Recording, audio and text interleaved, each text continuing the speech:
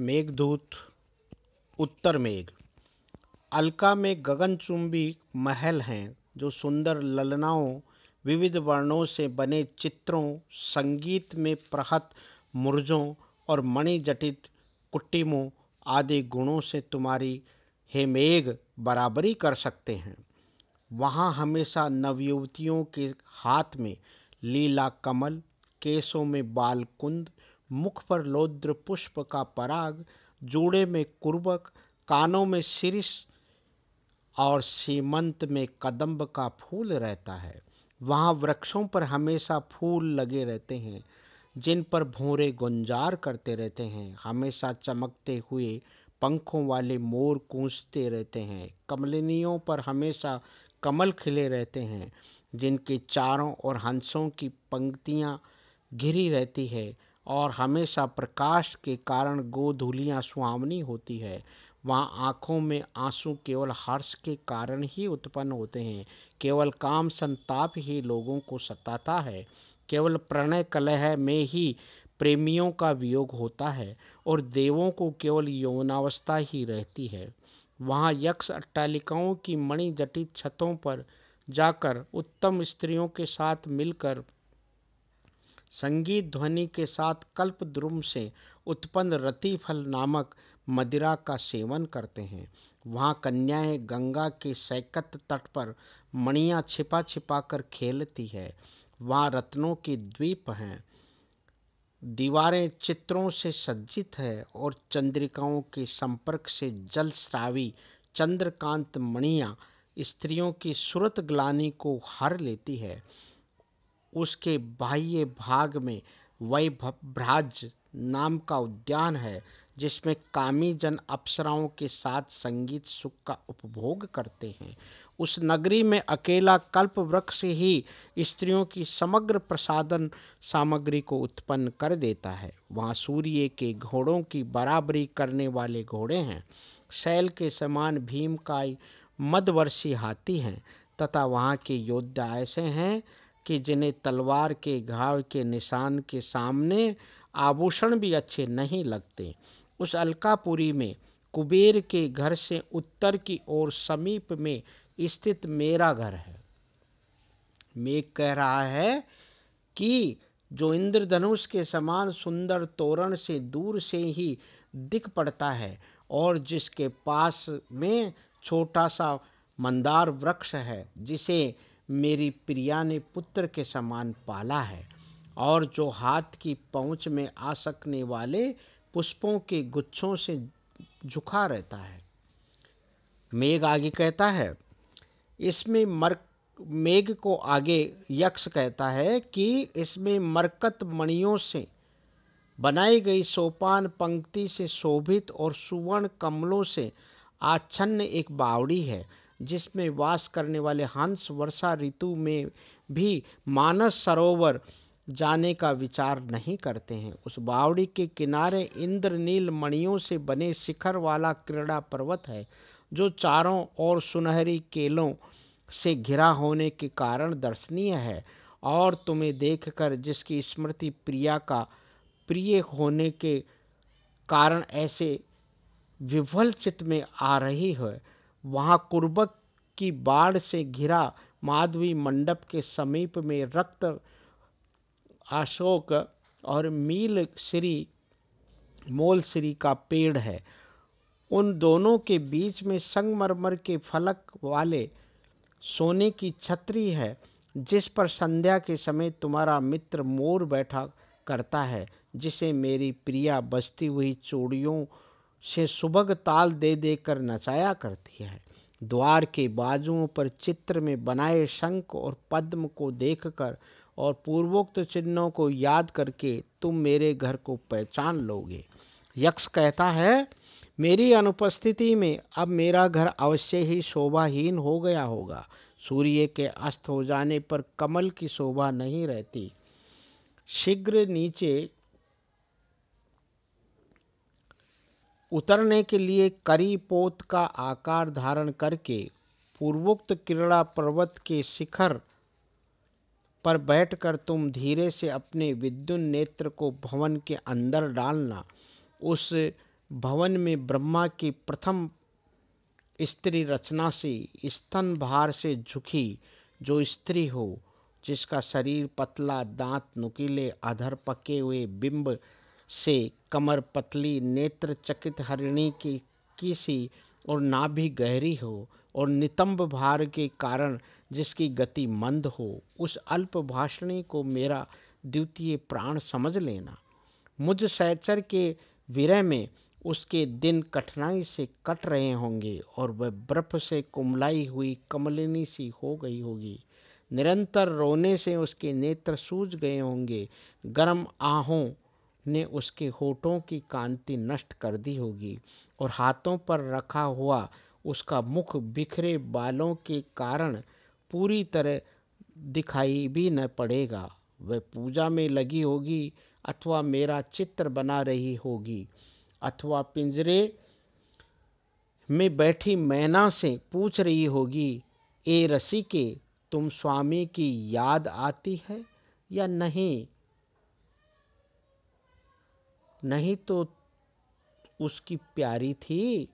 अथवा गोद में वीणा डालकर मेरे नाम वाले गीत को गाने के लिए उद्यत हुई।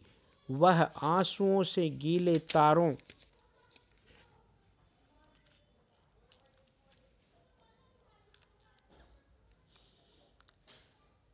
मेरे नाम वाले गीतों को गाने के लिए उद्यत हुई। वह आंसुओं के गीले तारों को ठीक करके स्वरचित मूर्छना को भी भूलती हुई तुम्हें देखेंगी। वह मेरे शाप की अवधि के शेष महीनों को देहली पर रखे हुए पुष्पों से गिन रही होगी, अथवा मन ही मन मेरे मिलन का आस्वादन कर रही होगी। स्त्रियों के प्रिय वियोग में मनोविनोद के यही उपाय हुआ करते हैं। तुम्हारी सखी दिन में तो काम में लगी रहती होगी, इसलिए मेरा विरह उसे अधिक न सताता होगा, परंतु रात्रि में विनोद के अभाव में उसकी वेदना अधिक हो जाती होगी। अतः तुम उसे मेरा संदेश अर्धरात्रि में देना, जबकि वह व्याकुलता के कारण पृथ्वी पर निद्र पड़ी होगी। जो रात्रियां उसने मेरे साथ क्रीड़ारत रहकर क्षण के समान व्यतीत की थी, उन्हें अब बिस्तर पर करवटें बदलते हुए वह गर्म आंसुओं के साथ बिताती होगी। अब उसे चांद की चांदनी भी न भाती होगी और किसी तरह स्वप्न में भी मुझसे मिलने को जाए, इसलिए वह नींद की चाह कर रही होगी। वह बार बार अपनी उलझी हुई वेणी को, जो विरह के पहले दिन पुष्पमाला के बिना बांधी थी और जिसे शापावसान में मैं ही खोलूंगा, मुख पर से हटा रही होगी। वह दुखिया अपने कृश अंगों को बड़ी कठिनाई से संभाले होगी। उसे देखकर तुम्हारी आंखों में भी बरबस आंसू उमड़ आएंगे। हे भाई, मैं तुम्हारी सखी का अपने प्रति प्रेम जानता हूँ, इसी से उसकी ऐसी दशा की संभावना कर रहा हूँ। मैं स्वयं को सुंदर मानकर ये बड़ी बात नहीं कर रहा हूँ। जो मैं कह रहा हूँ उसे तुम शीघ्र ही प्रत्यक्ष देख लोगे। तुम मित्र के पहुँचने पर उसकी काजल से सूनी आँखों की ऊपर की पलकें, आभूषण रहित बाईं जंघाएं फड़क उठेगी। हे जलद, उस समय यदि किसी तरह उसे नींद आ गई हो तो कुछ समय चुपचाप रहकर प्रतीक्षा कर लेना, जिससे कि स्वप्न में किसी प्रकार प्राप्त हुए मुझ प्रिय के साथ उसका आलिंगन तुरंत शिथिल न हो जाए।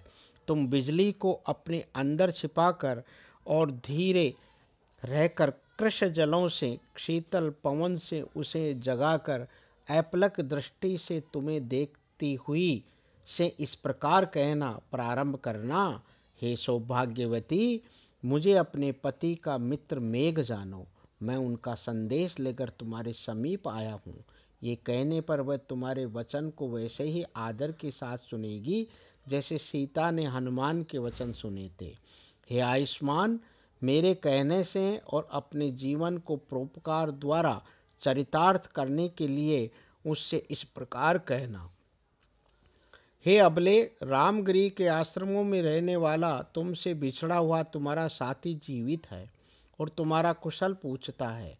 वह अपने क्षीण तप्त अंगों से तुम्हारे कृष्यतर एवं संतप्त अंगों का संकल्प द्वारा गाढ़ आलिंगन करता है, जो सखियों के सामने स्पष्ट कहने योग्य बात को तेरे मुख के स्पर्श के लोभ से कान में कहने के लिए उत्सुक रहता था, अब दूरवर्ती उसने मेरे द्वारा ये कहा है। मैं प्रियंगु लताओं में तुम्हारे शरीर को, हरिणी के नेत्रों में तुम्हारे दृष्टिपात को, चंद्रमा में तुम्हारे मुख की कांति को, मोरों की पूंछ में तुम्हारे केश भार को, नदियों की हल्की सी तरंगों में तुम्हारी भूभृंग को निहारता रहता हूँ, लेकिन मुझे तुम्हारी समानता किसी एक वस्तु में भी नहीं मिलती है। मैं शिला पर गैरों से तुम्हारा नाम प्रणय कलह में कुपित हुई का चित्र बनाकर जैसे ही तुम्हें प्रसन्न करने के लिए चरणों में पड़ना चाहता हूँ कि आंसुओं के उमड़ने से मेरी दृष्टि रुक जाती है और क्रूर भाग्य चित्र में भी हमारे मिलने को सहन नहीं करता। स्वप्न में मिल जाने पर जब मैं तुम्हारा आलिंगन करने के लिए भुजाएं फैलाता हूँ तो वन देवताओं के नेत्रों से भी मोटे मोटे आंसू गिरने लगते हैं। मैं उत्तर से आने वाले पवनों का इस आशा से आलिंगन करता हूँ कि संभवतः इन पवनों ने पहले तुम्हारे शरीर का स्पर्श किया होगा। मैं तुम्हारे वियोग की व्यथा से इतना पीड़ित हूँ कि यही चिंता रहती है कि लंबी रात कैसे बीते और दिन का ताप किस तरह कम हो, लेकिन फिर भी मैं अपने को संभाले हुए हूँ। इसलिए हे कल्याणी, तू भी कातर न हो। हमेशा सुख या हमेशा दुख किसको होता है? मेरा श्राप विष्णु के शेष शैया से उठने पर समाप्त हो जाएगा, इसलिए शेष 4 महीने भी आंखें बंद कर बिता ले। इसके बाद शरद की चांदनी रात में हम दोनों अपनी उन अभिलाषाओं को पूर्ण करेंगे जो विरह में चित्त में चढ़ी हुई है। उसने और आगे कहा है, पहले कभी एक बार तुम बिस्तर में मेरे गले से लगी सो रही थी कि किसी कारण जोर से रोती हुई जाग गई। तब मैंने तुमसे अनेक बार रोने का कारण पूछा तो तुमने मन ही मन मुस्कुराते हुए कहा था, अरे धूर्त, मैंने स्वप्न में तुझे किसी स्त्री के साथ रमण करते देखा है। हे असित नयने, ये पहचान बतलाने से मुझे सकुशल जानकर लोकापवाद के कारण मेरे प्रति शंकालु न बन। जो यह कहते हैं कि वियोग में स्नेह समाप्त हो जाता है, वह झूठ ही है। वह तो भोग के अभाव में इष्ट वस्तु के प्रति अभिलाषा को बढ़ाकर प्रेम राशि हो जाता है। प्रथम विरह में अत्यधिक संतप्त अपनी सखी को इस प्रकार सांत्वना देकर शीघ्र ही कैलाश से लौटकर अभिज्ञान सहित भेजे गए उसके कुशल वचन से मेरे भी प्राणों को अवलंबन देना। हे सौम्य, तुमने मुझ मित्र का ये कार्य करना स्वीकार कर लिया है ना? मैं समझता हूँ कि तुम्हारी चुप्पी अस्वीकृति के कारण नहीं है। तुम मांगने पर चातकों को चुप रहकर भी जल देते हो। प्रार्थियों का अभिलषित कार्य कर देना ही सज्जनों का उत्तर हुआ करता है। हे जलद, हे मेघ, प्रिय के कारण, प्रेम के कारण अथवा मुझे दुखी समझकर कृपा भाव के कारण मेरा ये प्रिय करके तुम अभिष्ट देशों में जाना। मेरी शुभकामना है कि तुम्हारा अपनी प्रिया विद्युत से कभी क्षण भर के लिए भी वियोग न हो।